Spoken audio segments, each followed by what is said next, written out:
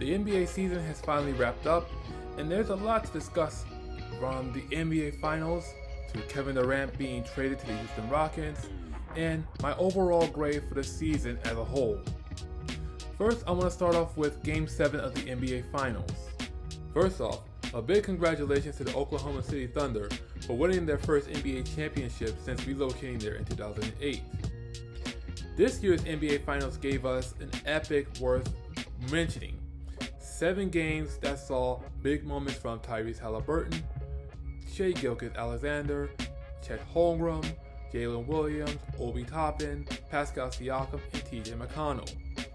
More specifically, in Game 7, where Tyrese Halliburton suffered an Achilles injury that drastically changed the course for the Pacers. And while TJ McConnell stepped up for Indiana on offense, it wasn't enough to help them propel to their first championship against Oklahoma City.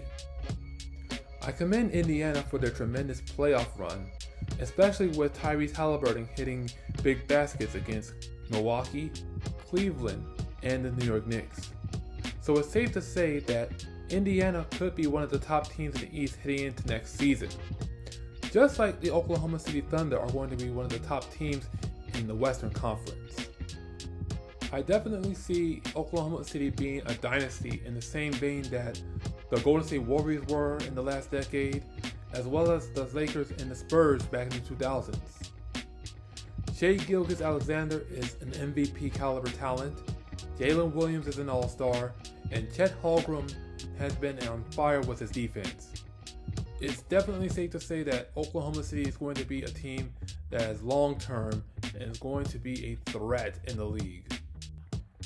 As for the NBA season as a whole, I would say it was kind of underwhelming.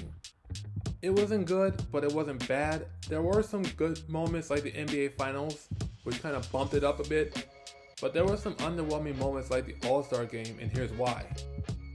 The NBA All-Star Game hasn't been competitive since 2020 when it honored Kobe Bryant and his daughter Gigi Bryant. Since then, it's been a lackadaisical exhibition where the best NBA players in the league, if not the world, just act like they don't care. This year's All-Star Game was no different, despite that it was a kind gesture towards Shaquille O'Neal, Kenny Smith, and Charles Barkley, and I think Candace Parker having their own All-Star teams. This was a way to say thank you for the NBA on TNT, which was its final season this year, but as for the All-Star Game itself, it just felt like it was a waste of time. It just acted like, well, we have the best players in the league, here they are, let them do whatever they want. There was no intensity, there was no stakes being raised. So hopefully next season's All-Star Game will be much better.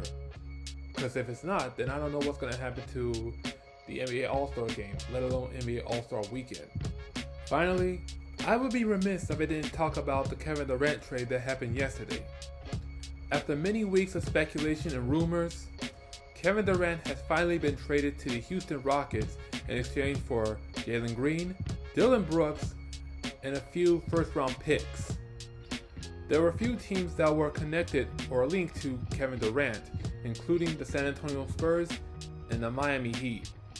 Especially the Miami Heat, who at one point wanted to acquire Kevin Durant back in 2016 before he would ultimately join the Golden State Warriors.